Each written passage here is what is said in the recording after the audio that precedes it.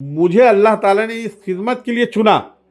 मेरे लिए सबसे बड़ी फ़ख्र की बात यही है और मेरा भी फ़र्ज़ ये बनता है, या जो लोग भी मुंतखब होते हैं उनका ये फ़र्ज़ बनता है कि आवाम ने अगर आपको चुना है, कम से कम आप 100% तो आप पूरी आवाम को खुश नहीं कर सकते, वो ज़ात सिर्फ अल्लाह की है। बेवाओं की जो स्कीम आती थी, 25-25 लाख, 50-50 लाख रुपया उनके स्कीम में आते थे। जो बच्ची, जिनको पहली बच्ची पैदा हुई हो, जो औरत 60 साल की हो और बेवा हो, जो औरत बेवा हो गई हो, उसको लड़कियां हो और उनके एजुकेशन के लिए, जो औरत हैंडीकैप हो, इस तरीके का 2017 में जब मैं फरवरी में मेरा इलेक्शन हुआ और जैसे ही उसकी पहली स्कीम आई, अमृत नगर सिग्नल पर मैंने एक बहुत बड़ा बोर्ड लगाया। 4 साल का वक्फा गुजर गया है, अल्हम्दुलिल्लाह सुम्मा अल्हम्दुलिल्लाह, तकरीबन 1 करोड़ रुपया मैंने यहाँ के आवाम को दिलाया है। मुझे लोग क्या कहते हैं, क्या शिकायत करते हैं, मैं नहीं जानता। मेरा एक वसूल है, मैं काम करके भूल जाता हूँ। सलाम आदाब, जय हिंद दोस्तों, मैं लिबास वफा और आप देख रहे हैं SNN चैनल पैगाम हक।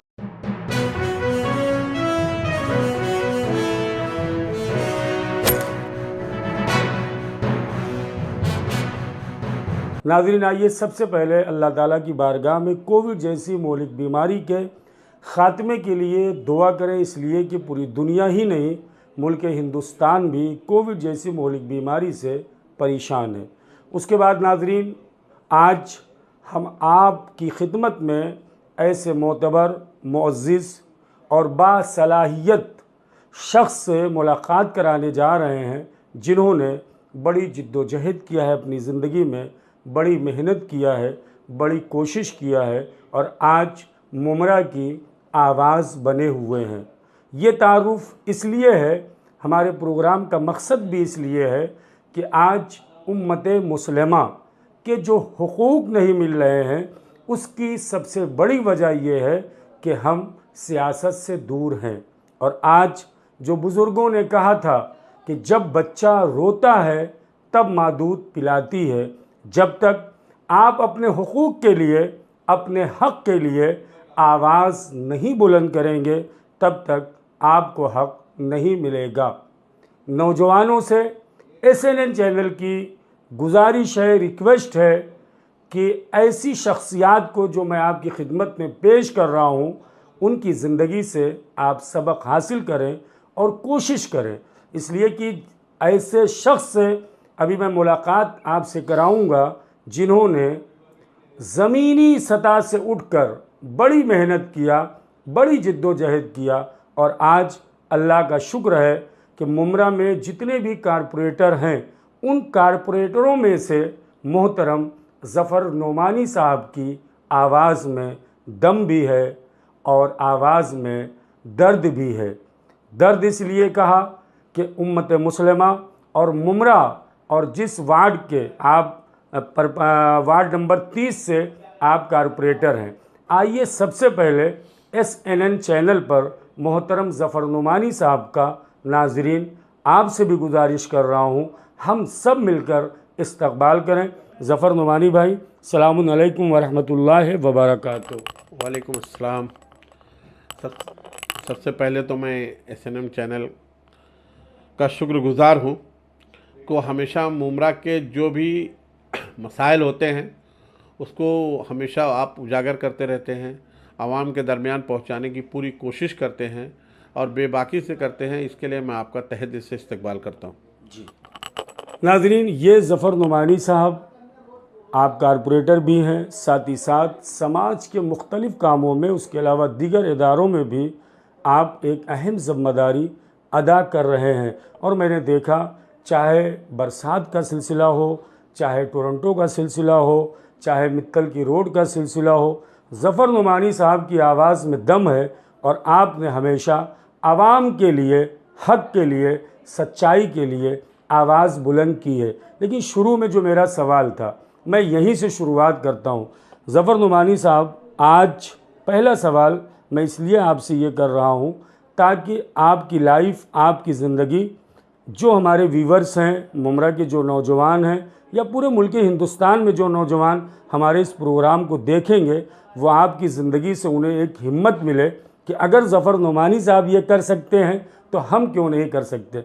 ज़फ़र नोमानी साहब, सबसे पहला मेरा सवाल यही है कि आपकी शुरुआत, इसलिए कि जो मालूमात मुझे है वो ये है कि बड़ी मेहनत आपने किया है इस मकाम पे आने के लिए, बड़ी जफाकशी आपने किया, बड़ी जिद्दोजहद किया है।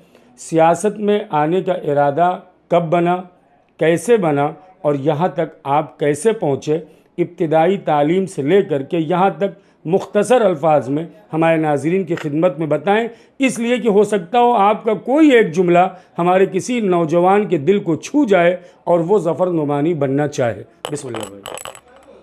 सबसे पहले तो मैं जब मुमरा में तशरीफ़ लाया, मैं 93 में मुमरा में आया और 95 या 96 का दौर था। सैयद अली अशरफ साहब जो यहाँ से जनता दल के उम्मीदवार थे एमएलए के, तो बहुत बड़ा हलका हुआ करता था, मीरा रोड वगैरह भी इसी में हलके में आता था। तो मुझे लगता है भाई साहब तालीम हासिल करके वही आए हुए थे और एकदम नौजवानी का आलम था, एकदम शबाब पर थे। वो एमएलए का इलेक्शन लड़ रहे थे। 24-25 साल की उम्र रही होगी, 26 साल की, बहुत ज़्यादा।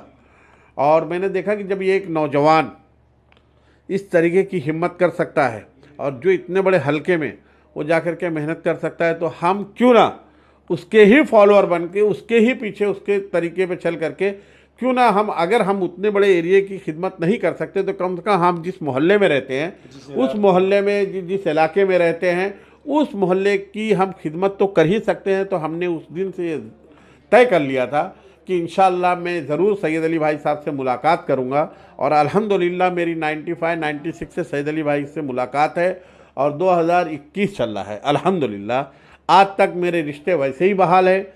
मैं उनके पीछे हमेशा उनसे मुलाकात करता रहा। वो जनता दल में रहे, जनता दल में था, मैं समाजवादी में थे, समाजवादी में था, मैं कांग्रेस में रहे, कांग्रेस में था उनके साथ।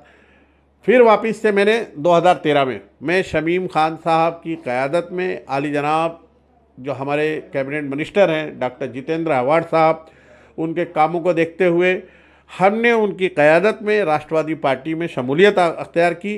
और अल्हम्दुलिल्लाह सुम्मा अल्हम्दुलिल्लाह मेरे कामों को देखते हुए, मेरी खिदमात के अंजाम को देखते हुए मुझे राष्ट्रवादी पार्टी ने अपना टिकट दिया और मैं इस मोहल्ले से मुंतखब हुआ। मेरा पैनल था मित्तल ग्राउंड से लेकर के कादर पैलेस तक, हम लोग 4 लोग थे। मैं था, हफीज़ा मैडम थी हैं, और सिराज डोंगरे साहब हैं, और हसीना अब्दुल अजीज़ शेख साहिबा मौजूद थी, जो अभी कुछ टेक्निकल की वजह से डिस्क्वालीफाई हो गए। हम लोगों ने इलेक्शन लड़ा और अल्हम्दुलिल्लाह सुम्मा अल्हम्दुलिल्लाह लोगों ने हमको मुंतखब किया। मेरे लिए सबसे खुशनसीबी की बात यह है कि 33,000 वोट में मुझे अल्लाह ताला ने इस खिदमत के लिए चुना।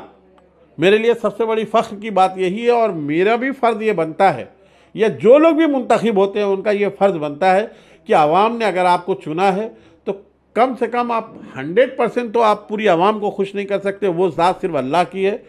आप पूरी कोशिश करें कि अपने आवाम की तवक्कुआत पर पूरे उतरें। नाजरीन, बड़े ही सादगी के साथ, बड़े ही प्यारे अंदाज में ज़फ़र नुमानी साहब ने अपनी ज़िंदगी की शुरुआत आपकी खिदमत में पेश किया है। मकसद मेरा यही था, ज़फ़र नुमानी साहब अगर मोहतरम सैयद अली साहब को अपना आइडियल मान कर आवाम और कौम की खिदमत के लिए 96 में कोशिश करते हैं तो 2017 में आप कारपोरेटर बन जाते हैं। मकसद नौजवानों यही है इस सवाल के ज़रिए से कि तुम भी बेदार हो जाओ, सियासत में आओ और अपने हुकूक़ का मुतालबा करो। अपना पेट जानवर भी पाल लेता है, इंसान वही है जो समाज के काम आए, जो लोगों के काम आए। और आज इस इलाके ही नहीं बल्कि पूरे मुमरा की आवाम की दुआएं मोहतरम ज़फ़र नुमानी साहब के साथ हैं। ज़फ़र नुमानी साहब, पहला फिर मेरा सवाल आपसे यही है, कारपोरेटर बनने के बाद 5 काम आपने ऐसे क्या किए हैं आवाम के लिए जो और दिगर कारपोरेटरों से अलग हो? सिर्फ 5 काम आप गिनाएं ताकि मैं दूसरा सवाल आपसे करूं। सबसे पहला काम तो मैंने ये किया कि एक बेवाओं की स्कीम आती थी, मुझे लगता है वो आती थी और चली जाती थी। एकाध नगर सेवक ऐसा रहा होगा मेरी जानकारी में जहाँ तक है, जो वो स्कीम का लोगों को फ़ायदा पहुँचाता था। बेवाओं की जो स्कीम आती थी 25-25 लाख, 50-50 लाख रुपया उनके स्कीम में आते थे।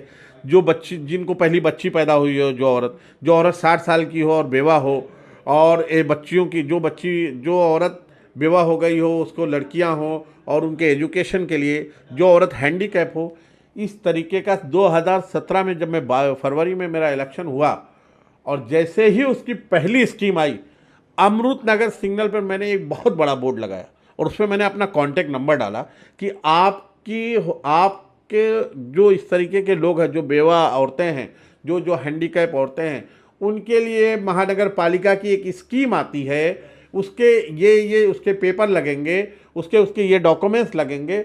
मैं आपको एक चीज़ बताते चलूँ हजरत कि जब मैंने वो बोर्ड लगाया और मैंने उसको फेसबुक पर शाया किया, अल्हम्दुलिल्लाह मुझे ऐसा लगा कि पूरे लोग तो पूरी एक्चुअली बात तो सुन नहीं पा रहे थे, बात तो पूरी मेरी तफसील सुन नहीं पा रहे थे, लेकिन मेरा नंबर देख रहे थे।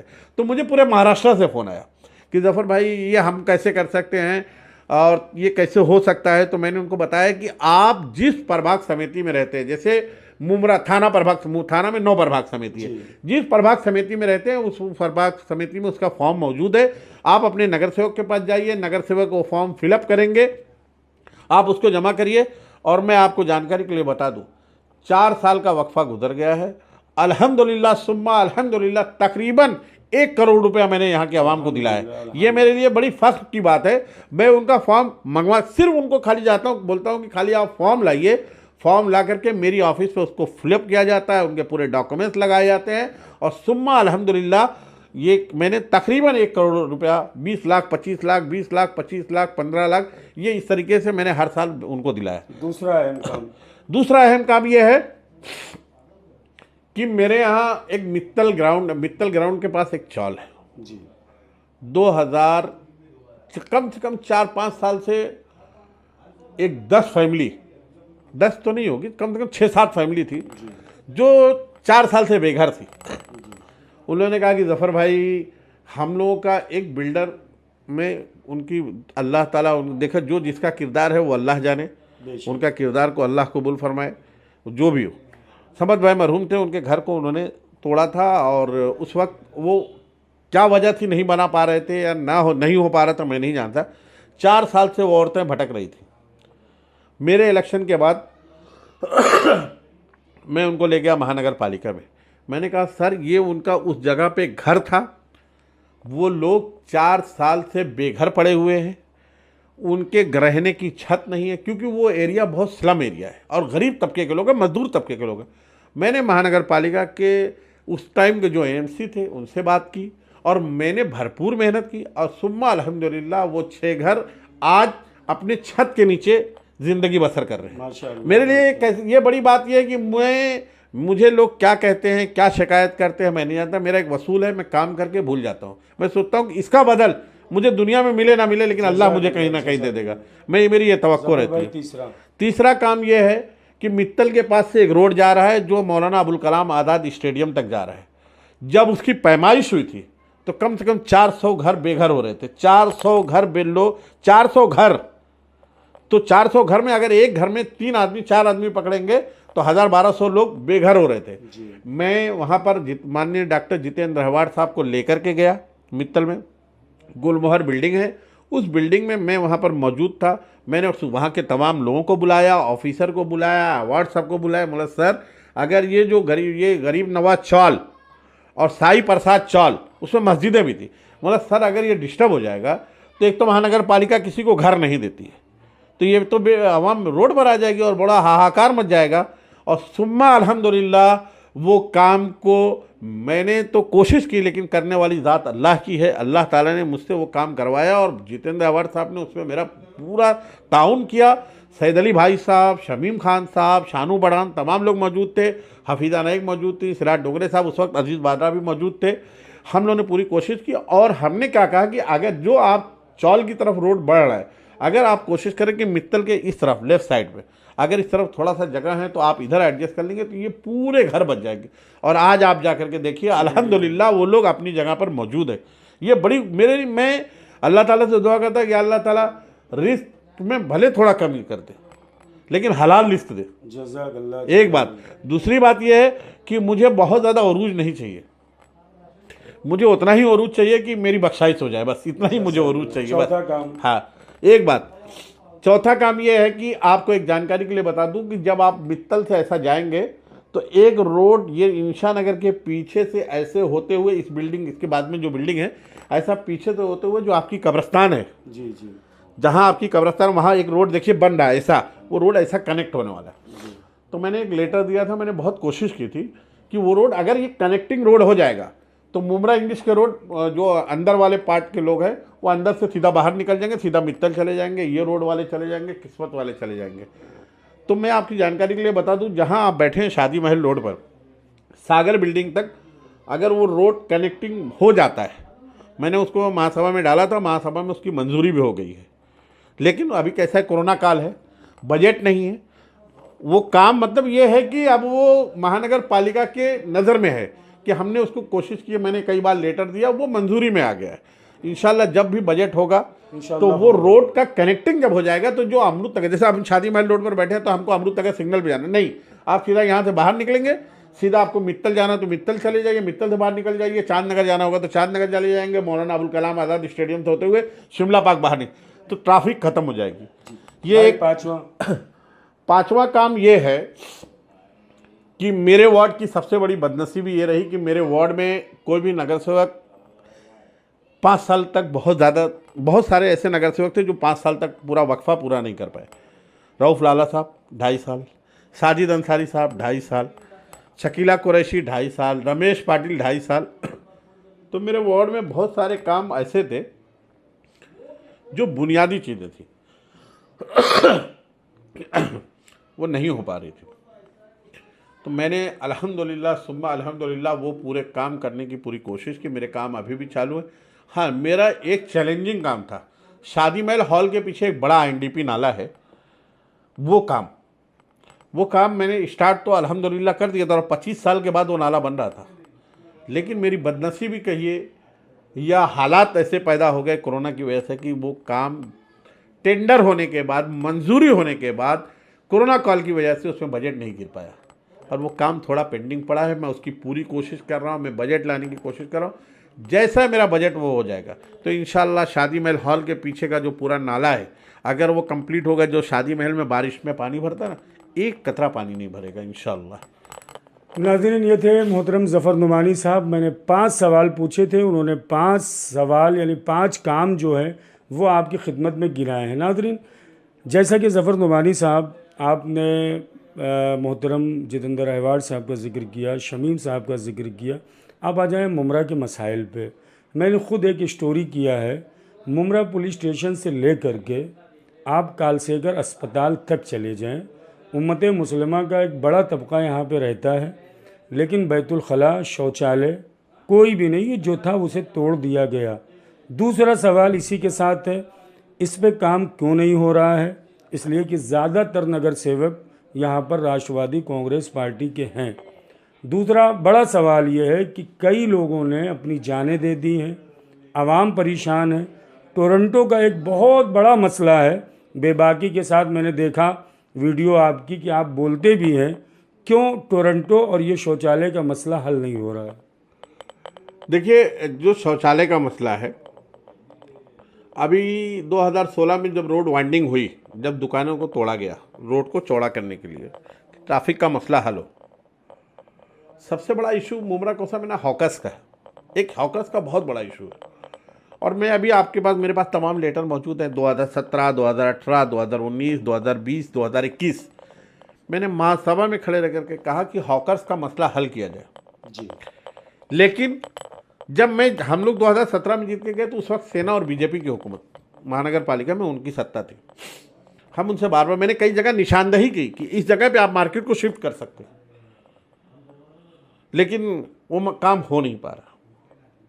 मैं बार बार लोगों से रिक्वेस्ट कर रहा हूँ, मैं सबको मिला, मैं सबसे कोशिश कर रहा हूँ, सब लोगों से कहता हूँ कि इस मार्केट को यहाँ पर शिफ्ट कर दीजिए। अभी हमारी कुछ दिन पहले बात हुई थी, मैं शानू बढ़ान साहब विरोधी पक्ष नेता, शमीम भाई थे, भाई साहब की मौजूदगी में, आली जनाब सैद अली, हमारे कैबिनेट मिनिस्टर जितेंद्र अहवाड़ साहब की देख रेख में हम लोगों ने एक मीटिंग की थी।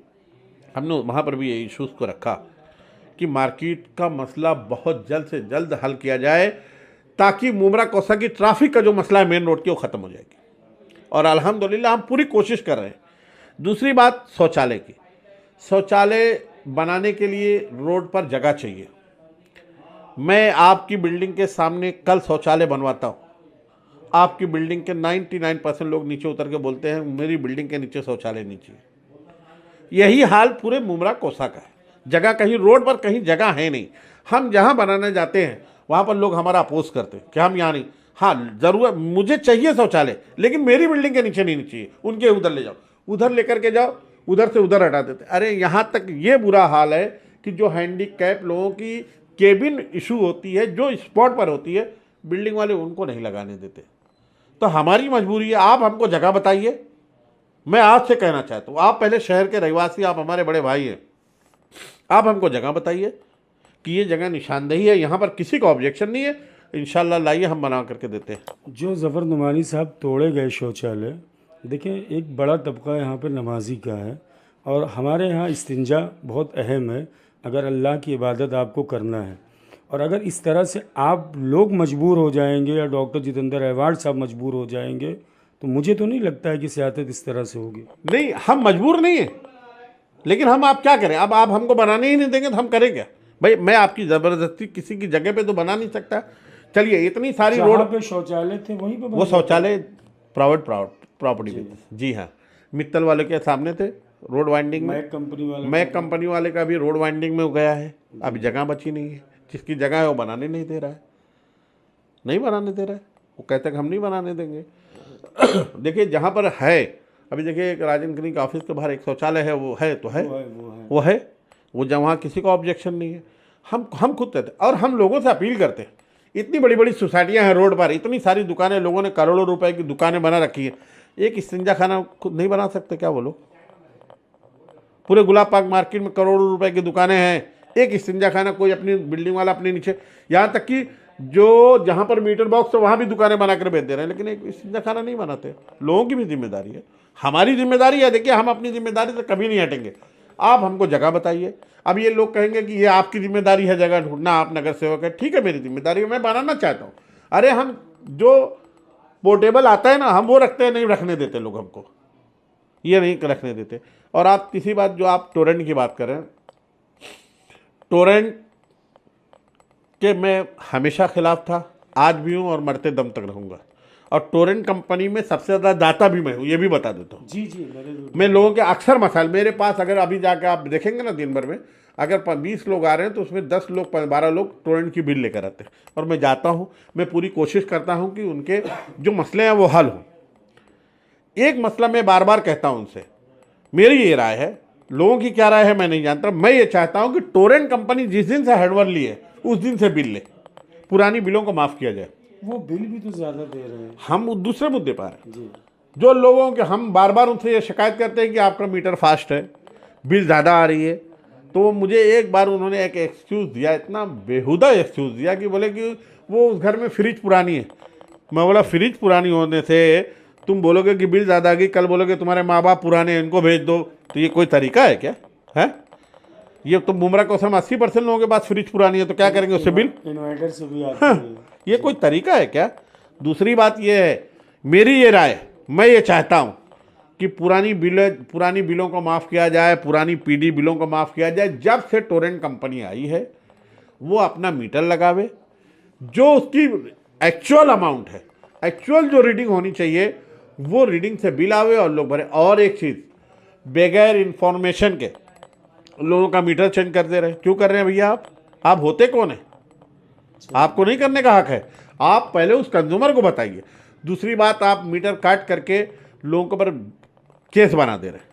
आपको जानकारी के लिए बता दूं, मुस्लिम माइनॉरिटीज़ एरिया है, वहाँ यहाँ अक्सर वगैरह लोन के वगैरह के प्रॉब्लम आते हैं। अगर आप मेरे ऊपर केस बना देंगे तो मेरा तो रिकॉर्ड दर्ज हो जाएगा पुलिस स्टेशन में, ना मेरा पासपोर्ट बनेगा, ना मुझे कहीं एजुकेशन मिलेगी, ना कहीं मुझे जॉब मिलेगा। तो आप मुझे हर तरीके से महरूम कर रहे हैं। मैं टोरेंट कंपनी के खिलाफ हूँ, 100% खिलाफ हूँ। मेरी ये मांग है कि शहर के तमाम जिम्मेदारों को इस इश्यूज़ पर बात करनी चाहिए। तो क्या आपने कभी मिनिस्टर डॉक्टर जितेंद्र अहवाड साहब से भी इस मौजू पे बात किया? हमने कई बार, मतलब मेरे अध्यक्ष जो शमीम खान साहब है, हमने उनसे काफ़ी चर्चा की, सैद अली भाई से चर्चा की। मेरी ये राय ये है कि कई बार हमारी अहवाड साहब से मीटिंग हुई। अभी अहवाड साहब कुछ दिन पहले नितिन राउत साहब जो जो वो ऊर्जा मंत्री हैं, उनसे मुलाकात की थी। उन्होंने कहा था कि इंटरेस्ट को माफ़ किया जाए।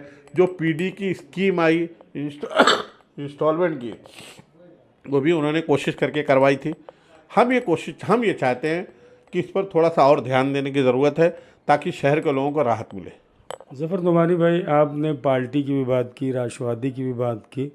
आपको नहीं लगता है कि राष्ट्रवादी कांग्रेस पार्टी ने मुमरा में अपोजिशन का ख़ात्मा ही कर दिया, इसलिए कोई आवाज़ उठाने वाला ही न रहे तो आवाज़ उठेगी कैसे?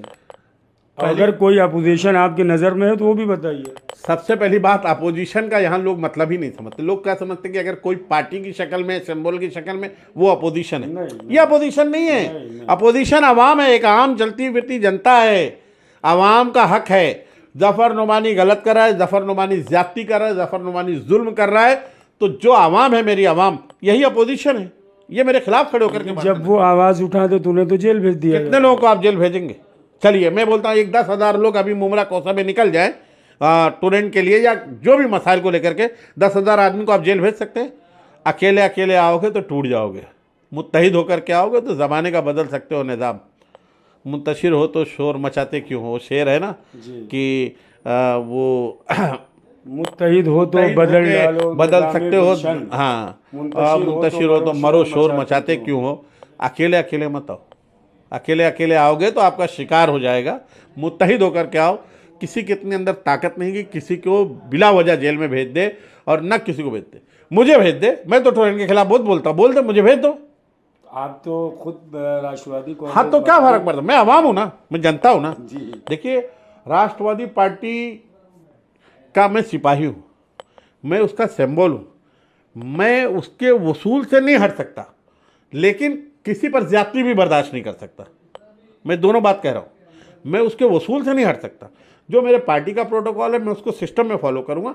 अगर मुझे लगता है कि कुछ इसमें रद्दोबदल होना चाहिए तो मैं उनको मशवरा तो दे सकता हूँ, मेरे बुजुर्गों को, मेरे बड़ों को। इसमें बुराई क्या है? एक आखिरी सवाल ज़फ़र नुमानी साहब, इस वक्त मैं एक एज ए मुस्लिम आपसे पूछ रहा हूँ। इस वक्त आप राष्ट्रवादी के कारपोरेटर नहीं हैं, आपको क्या क्या कमियाँ मुमरा शहर में रहती हैं एक आवाम, एक इंसान के नाते, एज ए कारपोरेटर नहीं, एज ए राष्ट्रवादी का सिपाही नहीं? देखिए, बहुत ज़रूरी चीज़ें जो है हमारे यहाँ, एक सबसे पहले बड़ा मसला ये है कि हॉकर्स होना चाहिए। हाँ, लेकिन मेरी लोगों से, आवाम से अपील है कि अगर मार्केट थोड़ा सा दूरी 1 किलोमीटर पे बनती है तो वहाँ जाएं, क्योंकि किसी भी शहर में किसी के घर के नीचे मार्केट नहीं, हर आदमी के घर के नीचे मार्केट नहीं बनती। एक सबसे बड़ा इश्यूज़ वो है। दूसरा, जो हमारा हॉस्पिटल बन रहा है वो कंप्लीट हो जाना चाहिए, मित्तल का रोड कंप्लीट हो जाना चाहिए, टोरेंट का इश्यूज़ है वो मसला हल होना चाहिए। हमारे यहाँ एक बड़ा जो मसला है, एक बड़ा कॉलेज आना चाहिए, एक बड़ी अच्छी सी कॉलेज आनी चाहिए जिसमें गरीब तबके के लोग तालीम हासिल कर सकें कम बजट में, और हॉस्पिटल हो जाएगा। तो ये बहुत सारी इस तरीके की चीज़ें हैं जो होनी चाहिए। दूसरी बात, सबसे अहम बात, हमारा शहर नशे से पाक होना चाहिए, नशे जैसी लानत से पाक होना चाहिए। ये मेरी अपनी ख्वाहिश है। और एक चीज़ और होना चाहिए कि हमारा मुमरा शहर, अल्हम्दुलिल्लाह पहले से वो उसकी मिसाल है मुमरा कोसा, उसकी शनाख्त बना हुआ है कि मुमरा कोसा में कोई भी ज़ात पात की लड़ाई नहीं है। और मैं अल्लाह ताला से दुआ करता हूँ कि या अल्लाह ताला ये जो निज़ाम है इसको हमेशा बरकरार रखना इस शहर पर और पूरे उम्मत मुस्लिमा पर, पूरे हिंदुस्तान के मुसलमानों पर। मैं चाहता हूँ कि लोग मुत्तहिद होकर के रहें, आपस में इख्तिलाफ़ात ना पैदा करें, और मुत्तहिद होकर के रहेंगे तो इंशाअल्लाह अल्लाह ताला दुनिया और आखिरत दोनों जगह कामयाबी देगा। आमीन सुम्मा आमीन। नाजरीन, ये मुमरा शहर वही है कि जब 93 में मुंबई जल रहा था तो मुमरा के लोगों की मदद कर रहे थे। ज़फ़र नुमानी साहब, आखिरी सवाल, इलेक्शन आपको भी लड़ना है, आपको क्या लगता है, आखिरी सवाल मेरा है, इस कारपोरेशन इलेक्शन में ख़ास मुद्दे क्या होंगे? देखिए, इस बेस पे इलेक्शन लड़ा जाए। मैं तो तरक्की की चाहता हूँ, मैं तरक्की की राह पर हूँ। मैं चाहता हूँ कि शहर में तरक्की हो, बेदारी पैदा हो, लोगों में इंसानियत पैदा हो, बचे हुए काम को जल्द से जल्द पूरा किया जाए, हर वो काम किया जाए जिससे आवाम का फ़ायदा हो। मैं इस चाहता हूँ जो और मैंने मसले बताए आपको, जो ये हमारे इश्यूज़ हैं, जी, जी। वो इश्यूज़ पर काम होना चाहिए। हम उसको ही टारगेट बनाएंगे। हम व्यक्तिगत किसी को टारगेट नहीं करना चाहते। मेरा अपना एक वसूल है, मैं किसी के व्यक्तिगत पर टारगेट नहीं करता। कौन मेरे बारे में क्या शिकायत करता है, मैं वो सोचता हूँ कि उसका बदला अल्लाह से मैं लूँगा। मैं अल्लाह के ताला के यहाँ जा कर के कहूँगा कि अल्लाह, मैंने ये काम किया था, अगर ये गलत था तो मैं उसके लिए माफ़ी चाहता हूँ।